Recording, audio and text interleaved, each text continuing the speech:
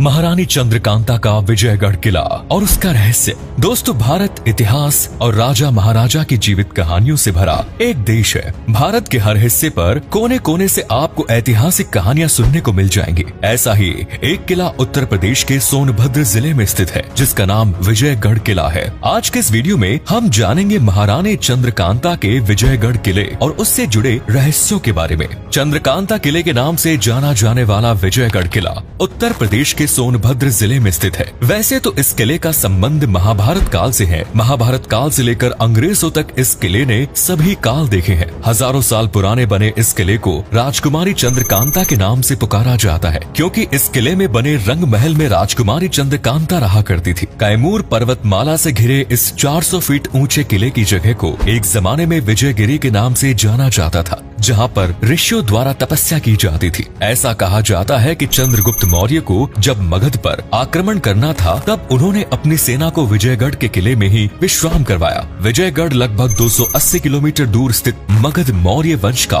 साम्राज्य हुआ करता था। वर्तमान में ये जगह बिहार राज्य में स्थित है। मौर्य वंश के अलावा गुप्त वंश, गुर्जर प्रतिहार वंश और अंत में काशी नरेश चेत सिंह नाम के राजा ने राज किया। लेकिन ये किला लोगों की नजरों में तब आया जब 1888 में देवकी नंदन खत्री द्वारा लिखी गई हिंदी उपन्यास चंद्रकांता का प्रकाशन किया गया। लेकिन जब इसी उपन्यास को छोटे पर्दे पर चंद्रकांता नाम से उतारा गया, तब पूरे देश में चंद्रकांता नाम के सीरियल ने लोगों के दिलों को जीत लिया। जिसके बाद विजयगढ़ की राजकुमारी चंद्रकांता और नौगढ़ के एक राजकुमार वीरेंद्र की प्रेम कहानी लोगों के बीच चर्चा का विषय बन गई। विजयगढ़ किले के अंदर से ही नौगढ़ और चुनारगढ़ तक पहुँचने का एक गुप्त रास्ता भी बताया गया। यही वजह है कि इन्हीं गुप्त रास्तों और गुफाओं में खजाने के छुपे होने की आशंका भी जताई जाती है। जहां एक तरफ विजयगढ़ के तार तिलिस्म से भरे खजानों से जुड़े हुए हैं, वहीं दूसरी तरफ आस्था से भी इसका गहरा नाता है। इस किले के एक तरफ राम सागर तालाब भी है, जिसकी गहराई को आज तक पता नहीं लगाया जा सका है। साथ ही भीषण गर्मी पड़ने पर भी इस राम सागर तालाब का पानी कभी सूखता नहीं है। सावन के महीने में कावड़िए इस तालाब से जल भरकर शिव जी का जलाभिषेक करने भी जाते हैं। साथ ही यहाँ पर हर साल अप्रैल महीने में मेला भी लगाया जाता है। वहीं इस किले की दूसरी तरफ देखा जाए तो मुस्लिम समुदाय के लोग यहाँ पर मौजूद मिराज शाह बाबा की दरगाह पर चादर चढ़ाने आते हैं। इसलिए विजयगढ़ के इस किले को गंगा जमुनी तहजीब के हिसाब से देखा जाता है। विजयगढ़ के किले में 2 प्रवेश द्वार बनाए गए हैं, जो कि दोनों ही अलग अलग दिशा में है। इस किले के चारों ओर सुरक्षा दीवार बनाई गई है, जैसे कि उस जमाने में बनाई जाती थी। ये दीवारें आज काफी कमजोर और क्षतिग्रस्त हो चुकी हैं, लेकिन फिर भी इन दीवारों से कैमूर पर्वत की सुंदरता को देखा जा सकता है। आपको जानकर हैरानी होगी कि इस किले में कुल छोटे और बड़े 7 तालाब बने हुए हैं, जिसमें से 2 तालाब रामसागर और मीरा सागर तालाब है, जिनका पानी कभी सूखता ही नहीं है। रामसागर को लेकर एक मान्यता भी है कि जब पहले लोग यहाँ पर घूमने आते थे, तब इस तालाब से बर्तन निकला करते थे, जिनमें लोग खाना खाकर इन्हें धोकर वापस तालाब में ही डाल दिया करते थे। किला बनने के पहले साधु महात्मा यहाँ पर पूजा पाठ और जप किया करते थे। यही कारण है कि आज भी कैयूर पर्वत की इन घाटियों पर आपको साधु महात्मा पूजा अर्चना करते नजर आ सकते हैं। ऐसा कहा जाता है कि इस किले को महाभारत काल में प्रसिद्ध राजा बाणासुर द्वारा बनवाया गया था और मगध नरेश जरासंध को भी यही बंदी बनाया गया था। 4वीं शताब्दी से 6वीं शताब्दी तक विजयगढ़ किले पर गुप्त वंश का राज रहा था। उसके बाद 6वीं शताब्दी से सन 1036 तक यहाँ पर गुर्जर प्रतिहार वंश ने कब्जा किया हुआ था। 1040 में इस किले का पुनर्निर्माण जादौन राजपूत राजा विजयपाल द्वारा करवाया गया था। मुगल राजा अकबर ने अपने पूरे मुगल काल में विजयगढ़ के साथ ही आसपास के सभी किलों को अपने कब्जे में ले लिया, लेकिन उसके बाद काशी नरेश ने इस किले को अपने कब्जे में कर लिया। विजयगढ़ किले के अंतिम शासक बनारस के राजा चेत सिंह थे और उन्होंने अब तक इस किले पर शासन किया, जब तक कि अंग्रेज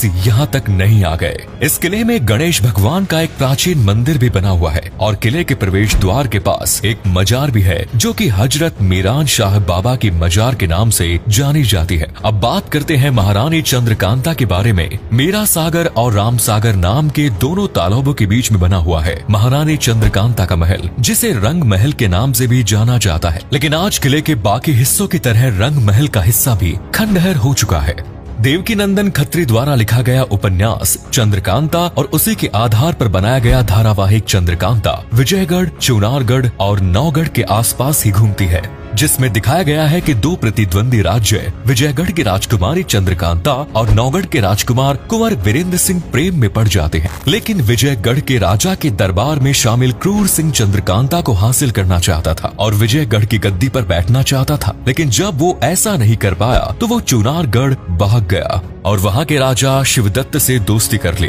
क्रूर सिंह ने शिवदत्त को अपने इरादे के बारे में बताया और मदद करने के लिए कहा, जिसके बाद शिवदत्त ने चंद्रकांता का अपहरण कर लिया। चंद्रकांता ने वहाँ से भागने की कोशिश की, लेकिन अपने आप को एक तिलिस में कैद पाया, जिसके बाद नौगढ़ के राजा कुंवर वीरेंद्र सिंह अय्यारों की मदद के साथ शिवदत्त से लड़ते हैं और चंद्रकांता को अपने साथ ले जाते हैं। 1994 से 1996 तक दूरदर्शन पर प्रसारित होने वाला चंद्रकांता धारावाहिक अभी तक का सबसे ब्लॉकबस्टर धारावाहिकों में से एक रहा है। चंद्रकांता के महल को बहुत ही खूबसूरती से डिजाइन किया गया था। उस जमाने में बनाई जाने वाली नक्काशी को चंद्रकांता महल के दरवाजों पर उकेरा गया। रंग महल के सभी दरवाजों को आर्च के साथ बनाया गया है। वर्तमान समय में विजयगढ़ किला और चंद्रकांता के रंग महल की दुर्दशा देखी जा सकती है। यहाँ देखकर पता लगाया जा सकता है कि कई सालों से यहाँ किसी ने देखरेख नहीं की है। कई दीवारें टूट चुकी हैं, पिल्लर उखड़ चुके हैं और महल खंडहर बन चुका है। कुछ हिस्सों को देखकर लगता है युद्ध के दौरान आक्रमण में इन्हें क्षतिग्रस्त किया गया होगा और कुछ हिस्से समय के साथ अपने आप ही कमजोर होकर गिर गए होंगे। कहा जाता है कि इस महल में कई सारी मूर्तियां भी थी जो कि आक्रमण के दौरान तहस नहस हो गई। किले के एक हिस्से पर मुख्य द्वार के लिए रास्ता बनाया गया है, जिसमें अंदर जाते ही रास्ते के दोनों तरफ काफी सारे पिल्लर नजर आते हैं, जो उस समय में कचहरी हुआ करती थी और राजा महाराजा इसी जगह पर आम लोगों की परेशानियां सुनकर उनके हाल बताया करते थे। ऐसा कहा जाता है कि इस किले में कई गुफाएं भी हैं जहां पर खजाना रखा गया है, लेकिन उनका रास्ता तिलिस्म से ही खुलता है। इस किले का मुख्य प्रवेश द्वार सिंह द्वार के नाम से जाना जाता था, लेकिन आज इसकी हालत बेहद खराब है। तो दोस्तों, देखा आपने, हजारों साल पुराना किला कई राज अपने अंदर लिए हुए हैं। उनका पता आज तक कोई नहीं लगा पाया। क्या सच में यहाँ की गुफाएं तिलिस्म द्वारा ही खुलती है? अपनी राय कॉमेंट्स में जरूर दीजिए। धन्यवाद।